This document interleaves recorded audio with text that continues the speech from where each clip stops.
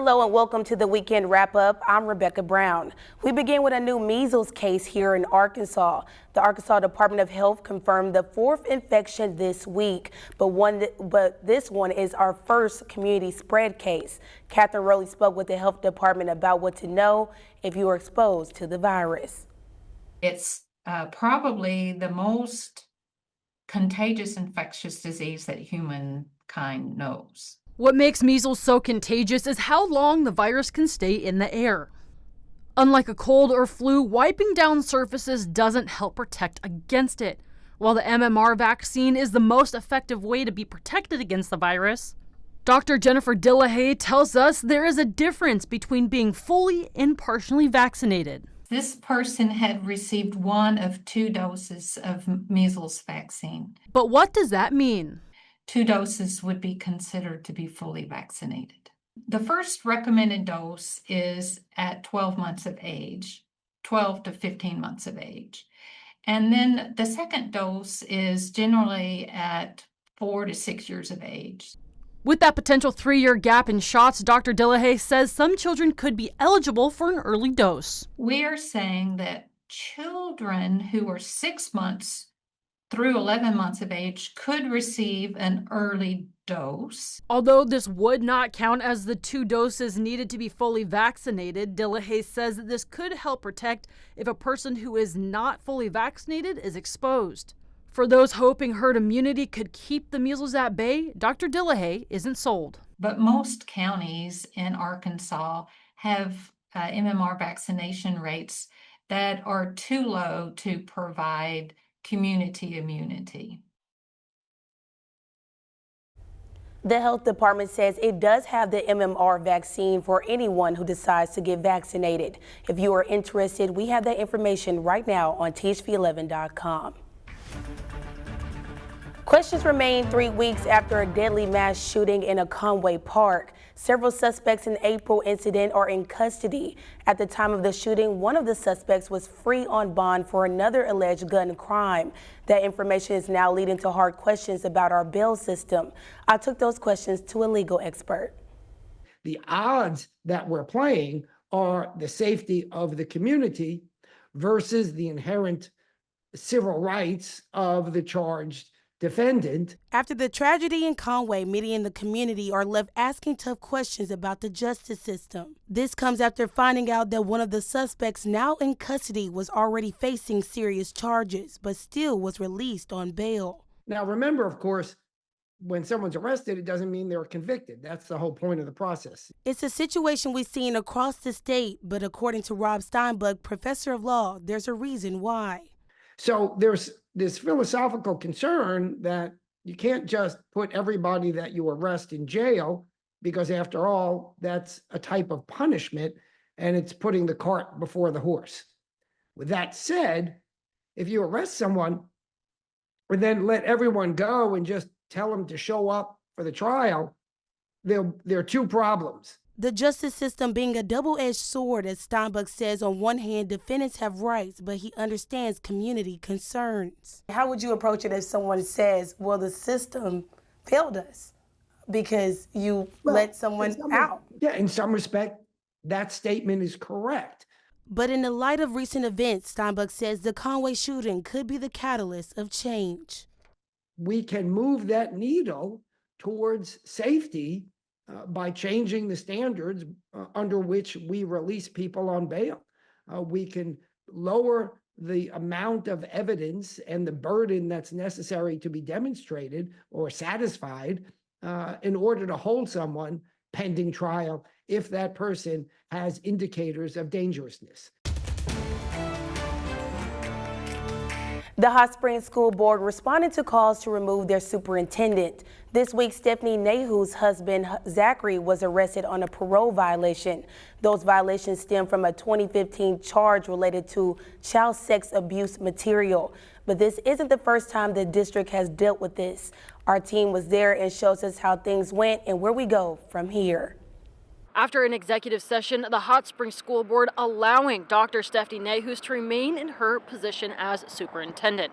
Now, as to how parents took that in, take a listen. Say no to pedos! Neighbors gotta go! Say no to I don't believe that she should be over any children right now at all.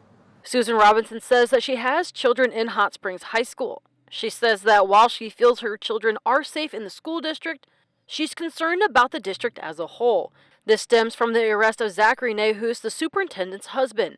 Nahus, a registered sex offender, was arrested earlier this week for violating parole. But right now, it's unclear how exactly he violated that parole. She's just as guilty if you're going to sit here and say that he's innocent when clearly he's not. You're just as guilty as he is. It's kind of disgusting that they would allow her to be a superintendent knowing that she's supporting him and she stands behind him. That's Shayna Robinson. She, too, has 3 kids who are in the district. You should not have any type of say-so in a school district, and we have more than just one school here. There's like 5 or 6 schools that she is ahead of, and it's not okay. She needs to go.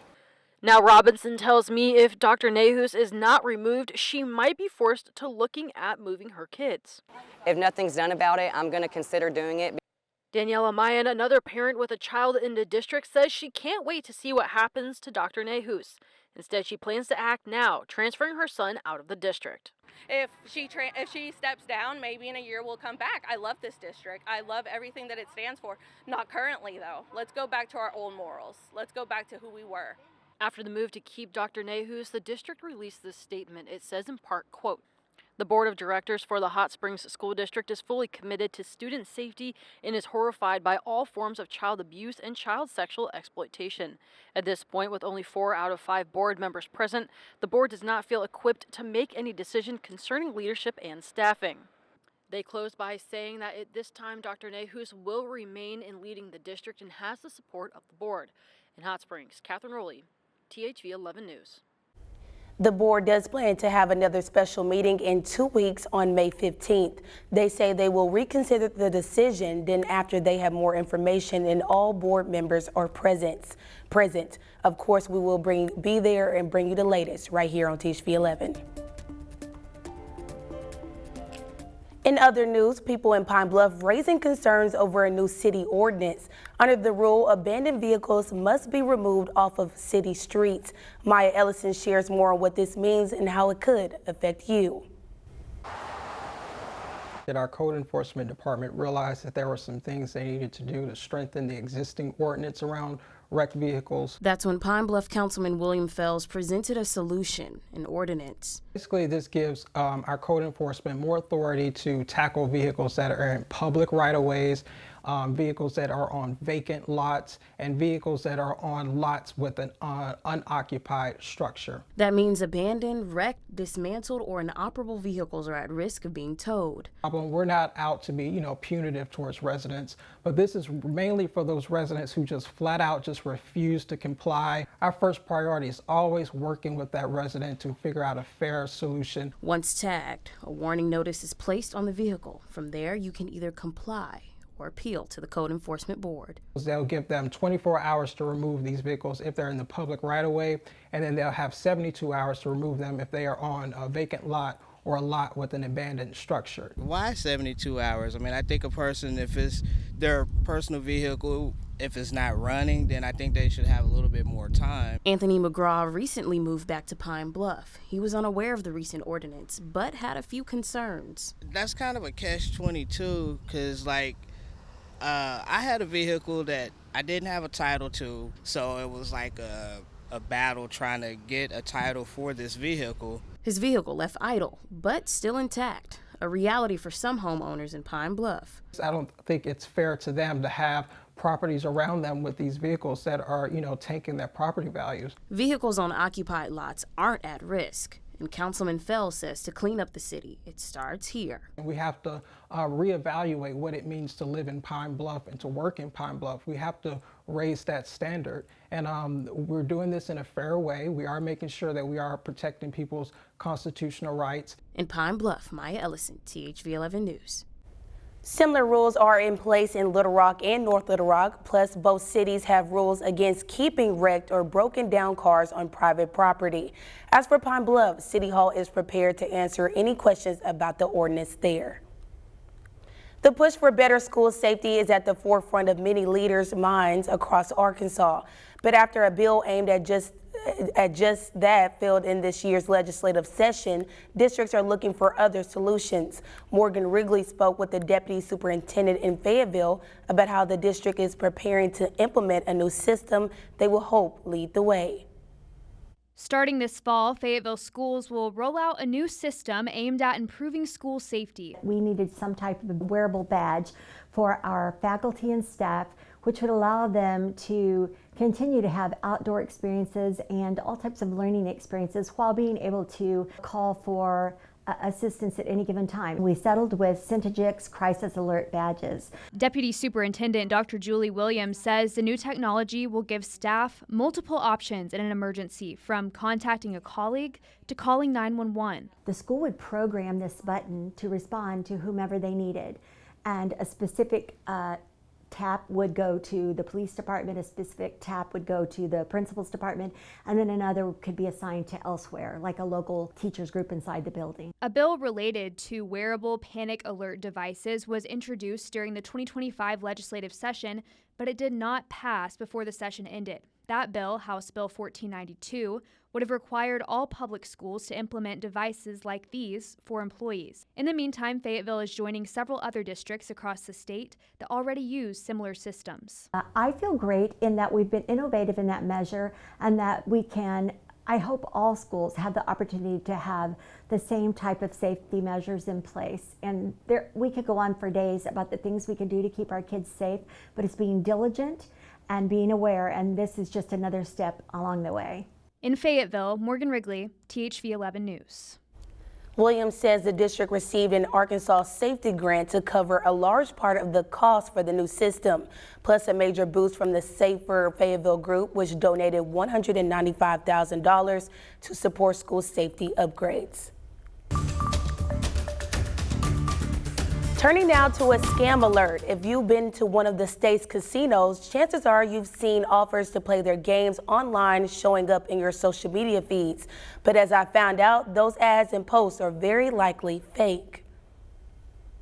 They're using our identity, our good name, our goodwill to try to trick you into turning over your information, your credit card number. It's not often you hear a casino being the victim of a scam, but in this case, Searson CFO Carlton Safa says it's happening. In the first quarter of this year, began to see ads with our name and likeness on them.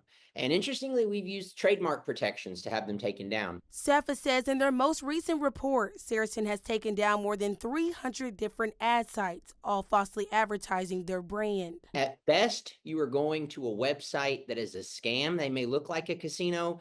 They may even have casino games, but they are truly an offshore scam. A lot of these are linked to China.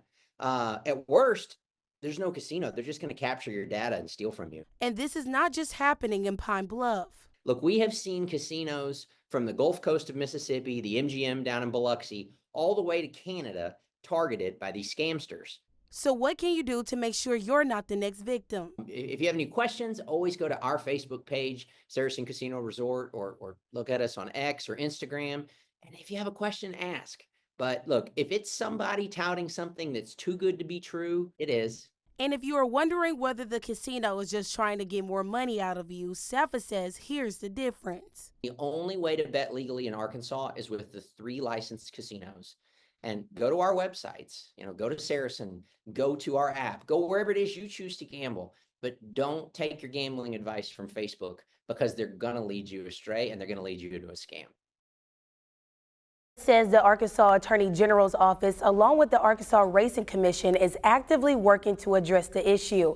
If you come across any false ads, you're urged to report them immediately. A new data center could be coming to a major Arkansas city. What we know about the possible development still ahead.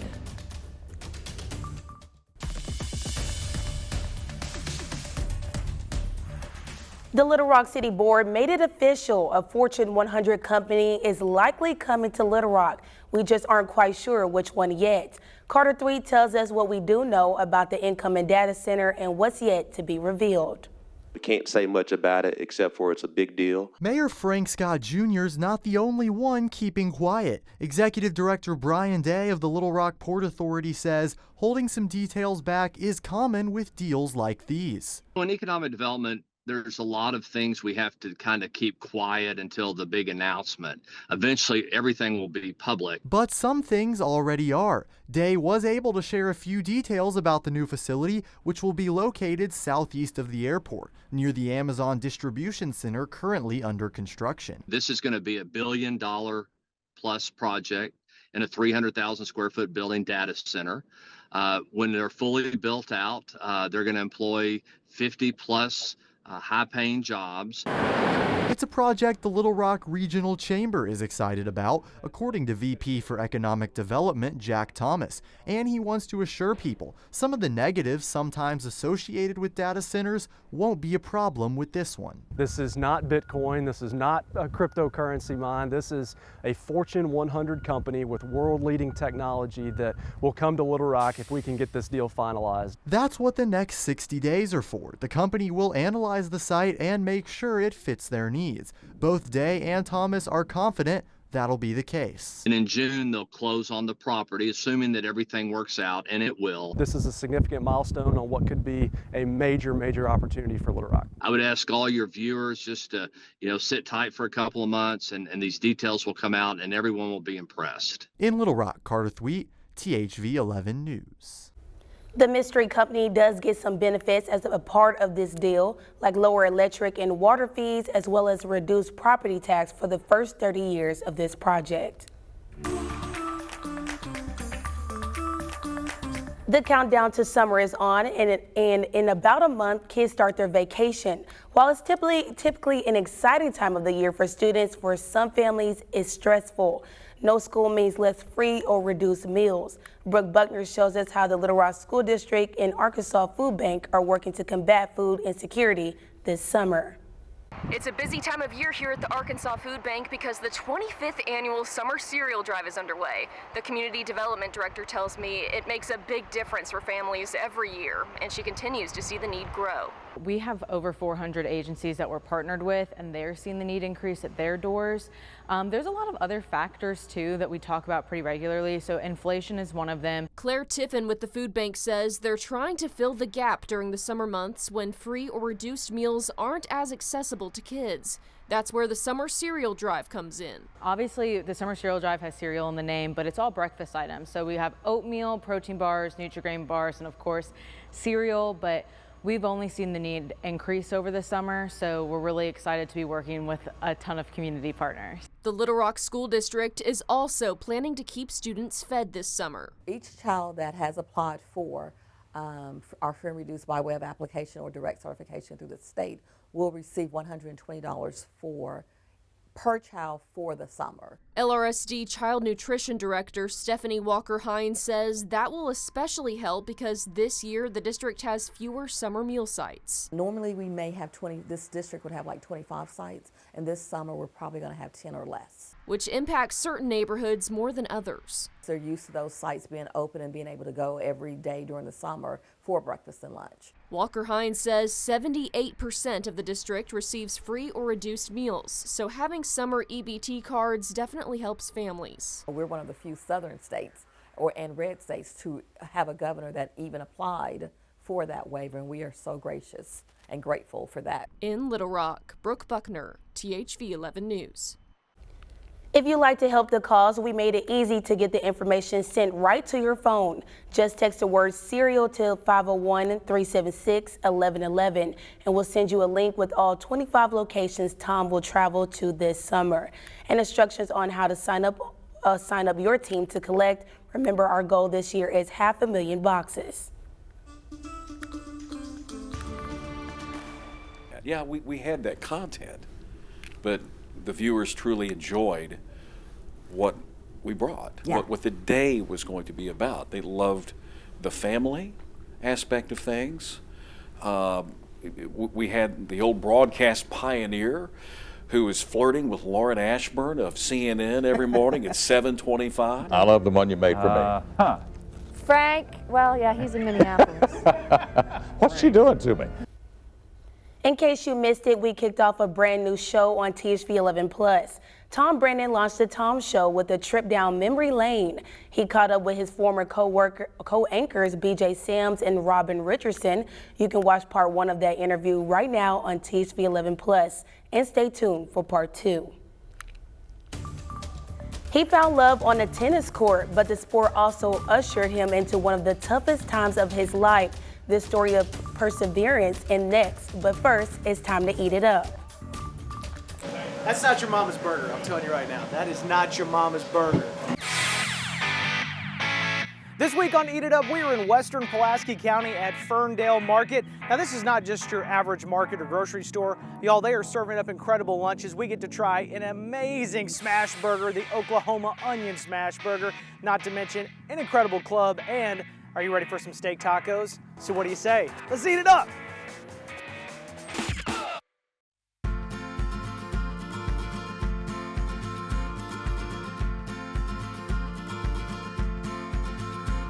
It's been crazy. We're kind of just holding on as it grows with around us. You know, we're just trying to keep up. It's been really, really cool. The community's really supported us, and I think they like all the, you know, having local produce and handcrafted food here. So, it's local beef when we can. Tyler Boudreaux at Double B Ranch in Y Mountain. He's our beef supplier, so we use him whenever we can. Tyler's our main source there. I love the Oklahoma Onion Burger. That's, you know, it's just delicious. Every little detail matters on a burger, so it's not just throw it on the grill and cook it. It's what are we trying to do with that? So we put love into those things. That is a burger and fries. We put a lot of work into what we get and how we get it. You know, that's why it tastes good. It's because it's different than the stuff you buy on the regular shelf. Now, Ferndale Market doesn't have any seating inside, but the good news is you can cater or you can have it for a private event. For our sake, though, very simple. We go back to my truck where you tailgate a little bit, where you get an amazing meal like this. That's homemade to perfection right there. That is delicious. Let's dive into this burger.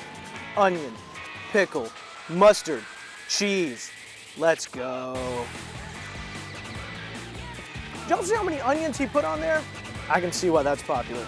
Oklahoma Onion Burger, but made right here in Arkansas. As my 2-year-old would say. Cheers, Dada. 3 tacos in here and chips and local pineapple salsa. Y'all, you're not gonna beat that lunch special. Take these back to the office, make everybody you're working with jealous. That's what I'll tell you to do right now.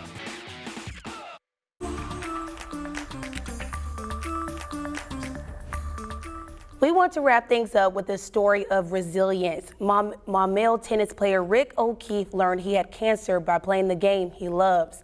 Maya Ellison shows us how he's still rallying no matter what life serves.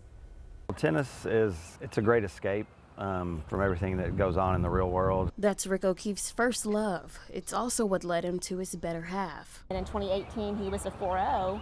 And that's where I came into the picture. Rick and Ellie have been inseparable ever since, even through one of the toughest moments of Rick's life. I've hit a serve, and the person that returned the serve, I hit a backhand on his return, and my clavicle just snapped. Rick immediately knew something was wrong. The bone never healed, and it didn't look good on the X-rays. So we did an MRI, and it revealed that the bone looked, you know, cloudy, didn't look right. So they, you know, they said it might be the C word, and I was like, what's the C word?